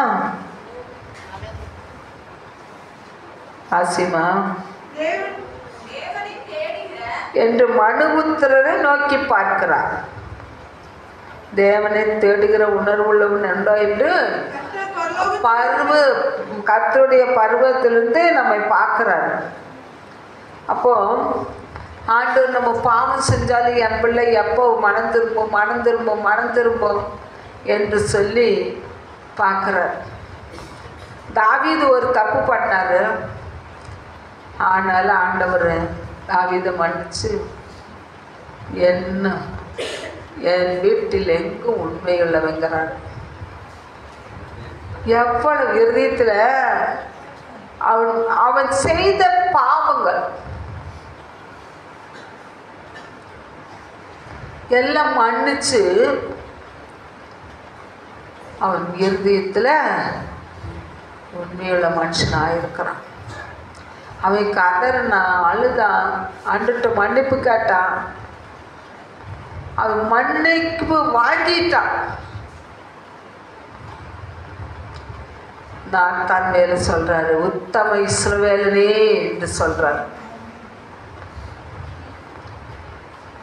பாருங்க, தேவனாகிய கர்த்தர் எவ்வளவு நல்லவர். நம்மளை விட்டுருவாருங்களா? 3 நாள் நீங்கள் காத்திருந்து ஜெபிச்சு எத்தனையோ காரியங்கள் இருக்கலாம், எல்லாத்தையும் ஒதுக்கி வச்சுட்டு நீங்கள் வந்திருக்கிறீங்க. ஊழியத்தையும் கூட ஒதுக்கி வச்சுட்டு வந்திருக்கிறீங்க. ஆண்டவர் உங்களை உயர்த்துவாருங்க, கட்டாயம் உயர்த்துவார். நாளுக்கு நாள் விருத்திக்கு கொண்டு வருவார். ஆலயம் இல்லையா? ஆலயம் கட்டுவீங்க. வீட்டுக்குள்ள ஆசீர்வாதம் இல்லையா? ஆசீர்வாதம் பெறுவீங்க. ஆமேன்னு சொல்லுங்க. ஆசீர்வாதம் ஆண்டவருடைய பிள்ளைகள் வாயில வரும் பொழுது அந்த ஆசீர்வாதத்தை கொடுப்பார்.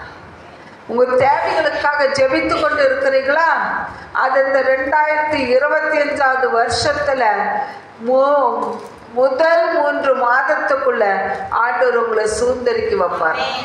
அந்த காரியத்தை குறித்து தினந்தோறும் அதிகாலையில 1 மணி நேரம் அது எழுப்பி ஜெபிங்க. அந்த காரியத்தை குறித்து அந்த ஜெபத்துல வைங்க. கர்த்தர் உங்களுக்கு நன்மை செய்வார். அவர் நமக்கு நன்மை செய்கிற தேவன். எபிரேயரின் புஸ்தகம் 12:1.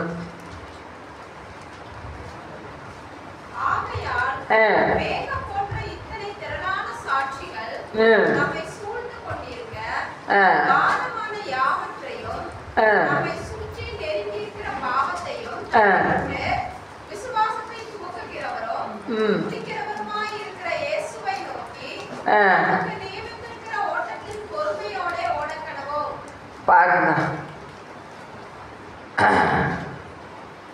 தொடங்க. மேகம் போன்ற போதுமா? மேகம் போன்ற ஆகையால் மேகம் போன்ற இத்தனை திரளான சாட்சிகள் சூழ்ந்திருக்க பாவமான யாவற்றை விட்டு நம்மை நெருங்கி நிற்கிற பாவத்தை விட்டு விசுவாசத்தை தொடக்கிறோம் முடிக்கிறவருமாகிய இயேசுவை நோக்கி நமக்கு நியமித்திருக்கிற ஓட்டத்தில் பொறுமையோட ஓடக்கணும். இயேசு நாமத்தினால நமக்கு நெருங்கி என்ன நிற்கிது? பாவம். நம்மளை சுற்றி மேகம் போன்று இத்தனை திரளான சாட்சிகள் சூழ்ந்து நிற்குது. ஓட்டத்தை துடக்கிறோம் முடிக்கிறோம் ஆகிய தேவனை நோக்கி ஓடக்கணும். இந்த பாவத்தை உதறி யாக்கோபு தள்ளிவிட்டு போன மாதிரி ஓடணும்.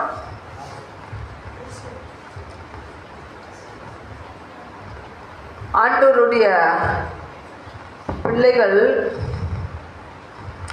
எனக்கு நிறைய மறந்து போகுதுமா. நிறைய பைகாட்டான வசனம் எல்லாம் மறந்து போகுது. பாருங்க, ஆண்டவருடைய பிள்ளைகள் எந்த காரியத்திலும் பாவம் சூழ்ந்து நிற்கிறதா நினைச்சு பார்த்துட்டே இருக்கணும். நிற்கத்தான் செய்வான். அவன் நம்மளை கெடுக்கத்தான் வருவான்.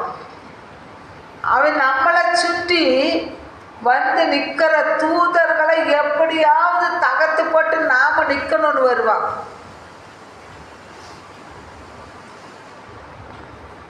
பாருங்க, நாம் என்ன செய்யணும்? யோசிப்பு தப்பித்து கொண்டது போல நாமளும் உதறி தள்ளி விட்டு ஓடணும். சாத்தானுக்கு பின்னால் போயிடக்கூடாது. இன்னைக்கு சத்திரபூர்வமாக கணக்கெடுத்து சொல்லியிருக்கிறாங்க, வாலிப பிள்ளைகளை வஞ்சிக்கும்படியாய் நிறைய சம்பவங்கள் நடக்குதான். சில இடத்துல ஒரு வேவ ஊழியக்காரர் சொல்கிறார், இந்த கோவை மாவட்டத்திலேயே எங்கேயோ ஒரு இடத்துல அநேக இந்த காவி விட ஓட்டைங்க இருக்கிறாங்கல்ல, நம்பூதிரிகளை வச்சு இந்த கிறிஸ்துவை அழிக்கணும். என்ன, கிறிஸ்துவை யாராவது அழிக்க முடியுமா?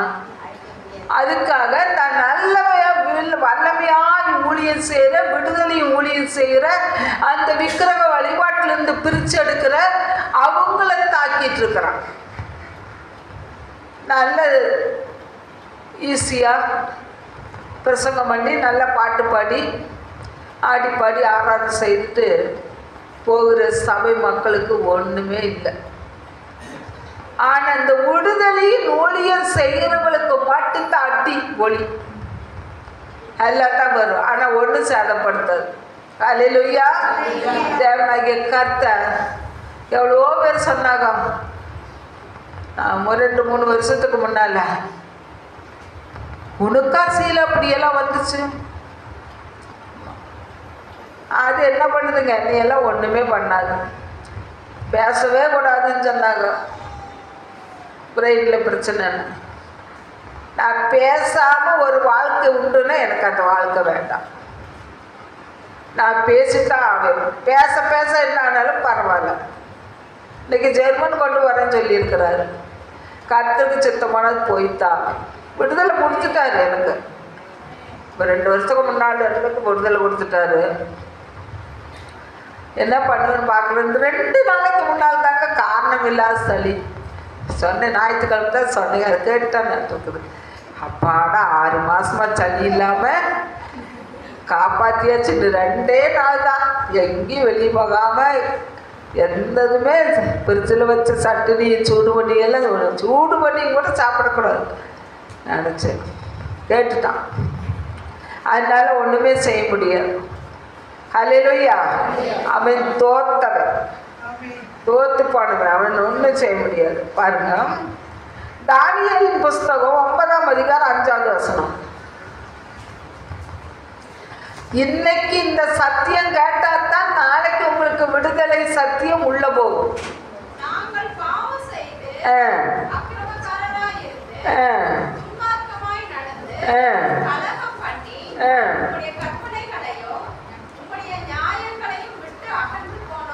ஆமென்.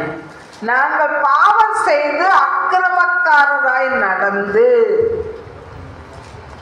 பாருங்க, பாவம் செய்து அக்கிரமக்காரராய் நடந்து கலகம் பண்ணி உம்முடைய கற்பனைகளையும் கட்டளைகளையும் நியமங்களையும் கை கொள்ளாமல் போனோம். தேவனுடைய பிள்ளைகள் ஆகிறது கொஞ்சம் கஷ்டம். எப்படா பிசாசு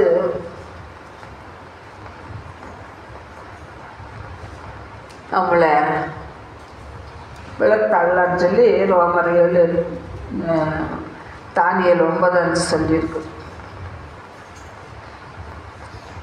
ரோமர் 7:8 பாவமானது கற்பனையினால் சமயம் பார்த்து. இன்னைக்கு தேவனுடைய கட்டளைகளை மீறக்கூடாதுங்க. ஆண்டவர் இடத்துல அப்படியே ஒப்பு கொடுத்து சரண்டர் ஆயிடணும். நீங்க தாப்பா என் தஞ்சம், நீங்க தாப்பா என் கோட்டை, நீங்க தாப்பா என் அடைக்கலம். நாம நம்பி இருக்கிற தேவன் என்று அவருடைய பாதத்துல நம்ம கொடுத்தோம்னா தேவனாகிய கர்த்தர் நம்மை ஆசீர்வதிக்க வல்லவராக இருக்கிறார். தேவன் தாமே இந்த நாளில் கூட நீங்கள் அப்படியே எழுந்திருக்கோம்.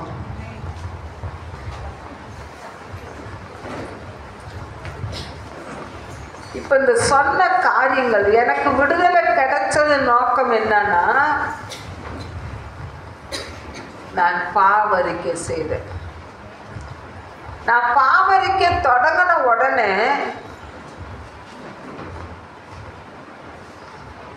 இது யாரும் என்னை தொடல தூக்கல. முக்கியமானவங்களெல்லாம் கேட்ட இல்லைன்ட்டாங்க. அப்போ ஆண்டவர் ஒரு தூதனை வச்சுதான் அவங்களுக்கு விடுதலை கொடுத்துருப்பார், தூக்கி இருப்பார். ஆண்டவரே என் பிள்ளைன்னு சொல்லி தூக்கி எடுத்திருக்கலாம் அவங்கள. அதே போல தாங்க இப்பவும் ஆண்டவர் சொல்லுங்க. ரோமர் 10 9:10 படியாக ஆண்டவரை விசுவாசிக்கணும், ஆண்டவரை நம்பணும்.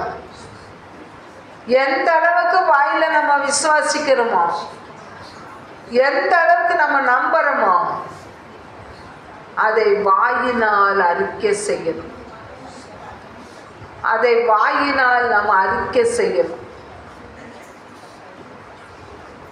விசுவாசமானது நம்பப்படுகிறவர்களுடைய உறுதியும் காணப்படாதவர்களை நிச்சயமாக இருக்குது. ஆண்டவரே பாவங்களை மன்னிங்கப்பா, ஏசப்பா என் பாவங்களை மன்னிங்க, பாவியாகி எங்களுக்கு நீர் கிருபையாய் இறங்குங்க ஆண்டவரே. நான் தாய் தாப்பனுக்கு விரோதமாய் பேசினேன், தாய் தாப்பனுக்கு விரோதமாய் கை நீட்டினேன், தாய் தாப்பனுக்கு உணவு கொடுக்கல, தாய் தாப்பனுக்கு நல்ல தேவையானவர்களை வாங்கி கொடுக்கல, மாமனார் மாமியாரை கவனிக்கல, மாமனார் மாமியாரை கவனிக்காதவர்களுக்கு கணவனுடைய ஆயுசு நாள் குறைக்கப்படும் என்று ஏற்கனவே சொல்லி இருக்கிறார். மாமியார் மாமனாரை கவனிக்கலினா மனைவியினுடைய ஆயுசு நாட்கள் பெருகும். கவனிக்கலினா, கவனிச்சா பெருகும், கவனிக்கலினா ஆயுசு நாட்கள் குறைந்து போகும். நீங்க முக்கியமா உங்க பெற்றோரை போல உங்க மாமனார் மாமியாரை நேசிக்கணும். கணவனுக்கு எதிர்த்து நிற்காதீங்க. ஆபிரகாம சாராள் சொல்றான், ஆண்டவனே சொல்றான். அவங்களுக்கு எந்த மரியாதை கொடுக்கணும்? இன்னைக்கு ஸ்டெயில் கூப்பிடுறத வா போ பேர் சொல்லி இல்லைங்க. இங்கே கர்த்தர் இந்த கட்டளையை கொடுக்கிறார். கணவனுக்கு மரியாதை கொடுக்கணும், மனைவிகள் கணவனுக்கு மரியாதை கொடுக்கணும்.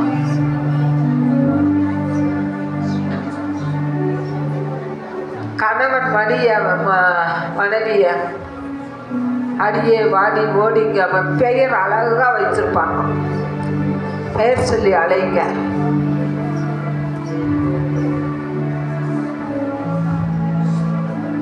ஏதாவது இப்பெல்லாம் வாடி ஓடினெல்லாம் ஐயா சொல்ல மாட்டாரு, முதல்லையும் சொல்ல மாட்டாரு. உச்சகட்ட கோபம் ஏதாவது வந்ததுன்னா இந்த 40-42 வருஷத்துக்கே ஒரு 50 தடவையும் கூட சொல்லி இருக்க மாட்டாரு வாடி ஓடி. ஏன்னா அதனால தான் நாங்கள் இத்தனை வருஷம் வாழ்றோம். நேசிக்கணும். 10 வருஷம் குறைச்ச பிள்ளைங்க வாப்போன்னு பேசிக்குது. தப்பு மன்னிப்பு கேளுங்க. இனிமேல் அப்படி பேசாதீங்க. வயசானவர்களை நேசிங்க.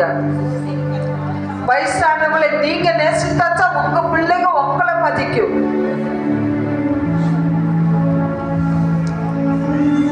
வயசானவங்களுக்கு மரியாதை கொடுக்கும். கணவனை கனப்படுத்துறீங்களா இல்லையா? முதல்ல பெரியவங்களை கனப்படுத்துங்க. அவங்களை எப்படி தோல்ல போட்டு சுமந்து உங்க குடும்பத்தை, உங்க மகனை வளர்த்தி இருப்பாங்க. உங்க தாய் தகப்பன் வளர்த்தனமா இருக்கா? நீங்க இப்ப எல்கேஜி குழந்தைக்கு என்ன பாடுபடுறீங்க? கணவனும் மனைவியுமா சேர்ந்து இந்த ஆட்டாவில் என்ற கொண்டை வாசல்ல கொண்டை விடுறதுக்குள்ளேயே அந்த போராட்டம். அப்படிதான் உங்க பிள்ளைகளை உங்களையும் அவங்க தாய் தகப்பன் வளர்த்தி இருப்பாங்க.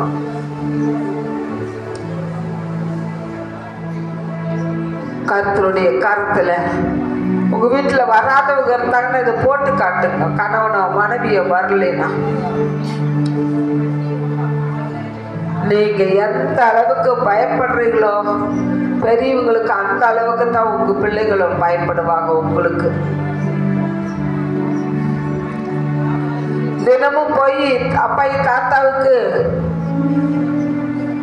சோத்திரம் பண்ணீங்களான்னு அவங்க அம்மா கேட்கும். ஜோபர் கேட்பாரு. சொல்லலைன்னா ஒரு அடி கொடுத்து போய் சொல்லிட்டு வாங்கணும். ஏன்னா இந்த குழந்தைங்க எப்போ வரும்னு பார்த்துக்கிட்டே இருப்பேன். நான் வரவே இல்லையா அப்படின்னு சொல்லி பார்த்துட்டு இருப்பேன். தினமும் அதுக்காகவே ஜபத்துக்கு மேலே வந்துடுவான். ஏக்கம் இருக்குங்க. அதுக்காகத்தான் இந்த உதாரணத்தை சொல்றேன். பெரியவங்களுக்கு ஏக்கம் இருக்கும். தூரமா இருந்தா விட்டுருங்க, வீடியோவில் பார்த்துக்கலாம். தேவனாகிய கர்த்தர் உங்களோட பேசி கொண்டிருக்கிறார். முடிஞ்ச அளவு நீதிமானாக இருக்க கற்றுக்கொள்ளணும். கர்த்தர் நம்ம கற்றுக் கொடுத்த காரியத்தில் உண்மையா இருக்கணும். ஒப்பு கொடுங்க. ஊழியக்காரருக்கு விரோதமாய் பேசாதீங்க. தேவ தாசர்கள், தேவதாசிகள் பாஸ்டர்மாவுக்கு விரோதமாய் பேசக்கூடாது.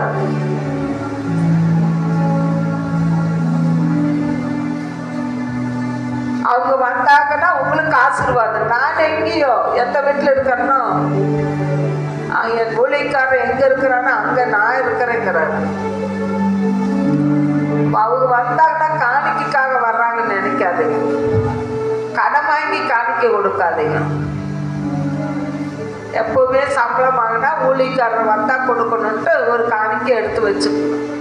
அல்லது உங்க செலவு காசுல மிச்சப்படுத்தி எடுத்து வைங்க.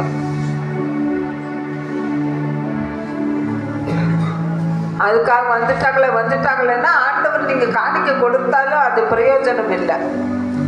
உங்களுக்கு வீட்டுக்கு வந்து ஆசீர்வாதம் இல்லை. ஆண்டவருடைய பிள்ளைகள் நீங்க ஆசீர்வாதமா இருக்கணும். ஊழியக்காரர் எப்போதும் ஜெபம் பண்றாங்க உங்களுக்காக காலையும் மாலையும். அவங்கள தூசிக்காதீங்க. அவங்களுக்கு கீழ்ப்படியுங்க. அவங்களுக்கு எதிர்த்து நிற்காதீங்க. அபிஷேகத்துக்கு விரோதமாய் பேசாதீங்க. அந்நிய பாஷைக்கு விரோதமாய் பேசாதீங்க.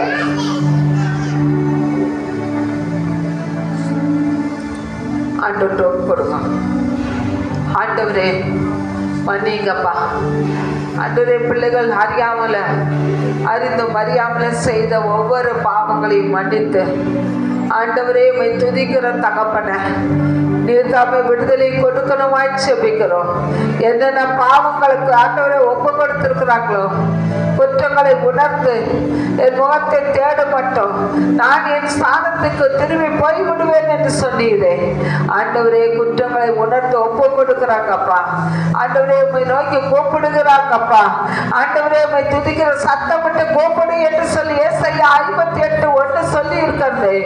சத்தமிட்டு கூப்பிடு, அப்பொழுது நான் உனக்கு கொடுப்பேன் என்று சொன்னீரே தகப்பன. ஆண்டவரே ஒரு விஷயம் கூட கிருபையா இறங்கும் ஆண்டவர். ஓ ரபா ஷபல வரவோட நிமிக்கவல வரவோ. பாவங்களை மறைக்கிறவன் வாழ்வடையார். அதை அறிக்கை செய்து விட்டுவிடுவதற்கு இரக்கம் உண்டு என்று சொன்னீரே. இயேசுவின் நாமத்தினால ஆண்டவரே துதிக்கிற ஒரு விஷயம் கூட இறங்கும் ஐயா. ஆண்டவரே குற்றங்கள் குறைவுகள் ஆண்டவரே ரதாம்பரம் போல் சேப்பா இருந்தாலும் ஒரு மடியில பெண்ணியாய் மாற்றுவீராக தகப்பன. உன்னத தேவனுடைய கருத்துல கொடுக்கிறோம். நாளைக்கு நீங்க விதைக்க போகிற விதையானது ஆண்டவரே 30, 60, 100 பலனை கிடைக்கத்தாவே. பிள்ளைகளை இரவு ஆயத்தமா இருக்கணும் ஆண்டவரே. நாளைக்கு ஆண்டவரே துதிக்கிற தகப்பன வந்து ஆண்டவரே சத்தியத்தை கேட்க இருதயத்தை பக்குவப்படுத்தி இருக்கிறீர்கள். நன்றி ஆண்டவரே. நம்முடைய கருத்துல தாழ்த்தீரோம், அர்ப்பணிக்கிறோம். நீரே நடத்துங்க, ஆசீர்வதிங்க. இயேசு கிறிஸ்துவின் நாமத்தில் ஒப்பு கொடுக்கிறோம் நல்ல பிதாவே. ஆமென்.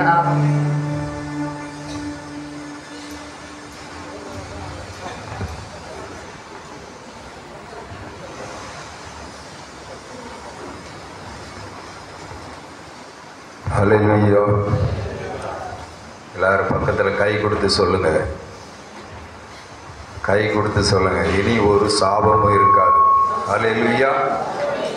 உங்கள் துக்கம் சந்தோஷமாய் மாறும். உங்கள் துக்க நாட்கள் முடிந்து போகும். ஹல்லேலூயா. அடுத்த செய்தியை கேட்பதற்கு முன்பாக ஒரு பாடலை நாம் பாடுவோம். பாடல் தாளிலே 23வது பாடல். சத்துருவின் உட்புகுதல் இருக்காது, சாபங்கள் இனிமேல் நிலைக்காது.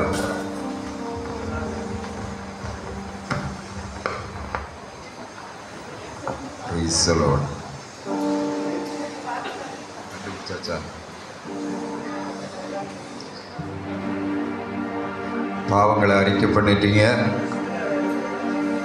கர்த்தர் பாவங்களை எல்லாம் மன்னித்து விட்டார்.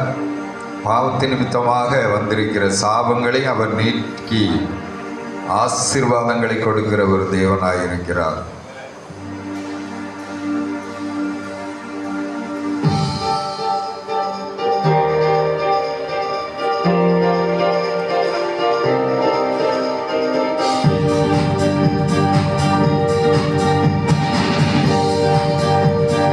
சத்துருவின் உட்புகுதல் இருக்காது, சாபங்கள் இனிமேல் நிலைக்காது. பாடுவோம். சத்துருவின் உட்புகுதல் இருக்காது, சாபங்கள் இனிமேல் நிலைக்காது.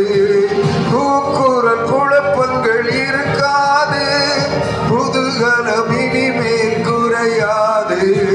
கூக்குரல் குழப்பங்கள் இருக்காது, புதுகலம் இனிமேல் குறையாது. பயத்தோடு ஆராதிப்போம், பக்தியோடு ஆராதிப்போம், பிரியமாய் ஆராதிப்போம்.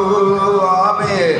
பயத்தோடு ஆராதிப்போம், பக்தியோடு ஆராதிப்போம், பிரியமாய் ஆராதிப்போம். சத்துருவின் உட்புகுதல் இருக்காது, சாபங்கள் இனிமேல் நிலைக்காது. சத்துருவின் உட்புகுதல் இருக்காது, சாபங்கள் இனிமேல் நிலைக்காது. தண்ணீர்கள் தானிய குறையாது, தடை செய்ய சாத்தானால் முடியாது. தண்ணீர்கள் தானிய குறையாது, தடை செய்ய சாத்தானால் முடியாது. பயத்தோடு ஆராதிப்போம், பக்தியோடு ஆராதிப்போம், பிரியமாய் ஆராதிப்போம். ஆமென் ஆமென். பயத்தோடு ஆராதிப்போம், பக்தியோடு ஆராதிப்போம், பிரியமாய் ஆராதிப்போம். சத்துருவின் உட்புகுதல் இருக்காது, சாபங்கள் இனிமேல் நிலைக்காது. சத்துருவின் உட்புகுதல் இருக்காது, சாபங்கள் இனிமேல் நிலைக்காது. பலவீனம் வியாதிகள் இருக்காது, பலனாய் சுகமாயிருப்பாரே. பலவீனம் வியாதிகள் இருக்காது, பலனாய் சுகமாயிருப்பாரே. பயத்தோடு ஆராதிப்போம், பக்தியோடு ஆராதிப்போம், பிரியமாய் ஆராதிப்போம்.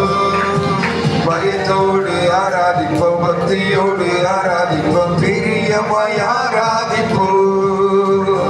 சத்துருவின் உட்புகுதல் இருக்காது, சாபங்கள் இனிமேல் நிலைக்காது. சத்துருவின் உட்புகுதல் இருக்காது, சாபங்கள் இனிமேல் நிலைக்காது. கண்ணீர்கள் கவலைகள் மாற்றிடுவார், கருத்தாய் நம்மை காத்திடுவார். கண்ணீர்கள் கவலைகள் மாற்றிடுவார், கருத்தாய் நம்மை காத்திடுவார். பயத்தோடு ஆராதிப்போம், பக்தியோடு ஆராதிப்போம், வீரியமாய் ஆராதிப்போம். பயத்தோடு ஆராதிப்போம், பக்தியோடு ஆராதிப்போம், வீரியமாய் ஆராதிப்போம். சத்துருவின் உட்புகுதல் இருக்காது, சாபங்கள் இனிமேல் நிலைக்காது. சத்துருவின் உட்புகுதல் இருக்காது, சாபங்கள் இனிமேல் நிலைக்காது. சஞ்சலம் தவிப்பும் ஓடிடுமே, சந்தோஷம் நமக்குள் நிலைத்திடுமே. சஞ்சலம் தவிப்பும் ஓடிடுமே, சந்தோஷம் நமக்குள் நிலைத்திடுமே. பயத்தோடு ஆராதிப்போம், பக்தியோடு ஆராதிப்போம், பிரியமாய் ஆராதிப்போம். பயத்தோடு ஆராதிப்போம், பக்தியோடு ஆராதிப்போம், பிரியமாய் ஆராதிப்போம். சத்துருவின் உட்புகுதல் இருக்காது, சாபங்கள் இனிமேல் நிலைக்காது. சத்துருவின் உட்புகுதல் இருக்காது, சாபங்கள் இனிமேல் நிலைக்காது.